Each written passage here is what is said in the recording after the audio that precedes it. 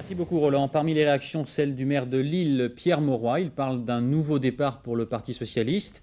Pour Lionel Jospin, en tout cas à 58 ans, c'est une forme de consécration, mais aussi le début d'un difficile défi, emmener le PS au second tour de la présidentielle. Portrait signé Roland Sicard. Les feuilles mortes se ramassent à la pelle. Tu vois, je n'ai pas oublié. Depuis longtemps, Lionel Jospin connaît la musique. Le militantisme, le Parti socialiste, c'est sa partition préférée.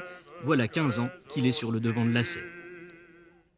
Les Français l'ont vraiment découvert le 10 mai 1981. C'est le jour où il s'affirme à la tête du Parti socialiste à la place de François Mitterrand. C'est le jour où il appelle les Français à fêter la victoire place de la Bastille. Toute une époque.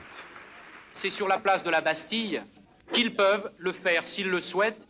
Ils le feront à l'image de ce que fut la campagne de François Mitterrand. Et pendant 7 ans, sous l'œil de Laurent Fabius, Lionel Jospin parviendra à maintenir l'unité des socialistes.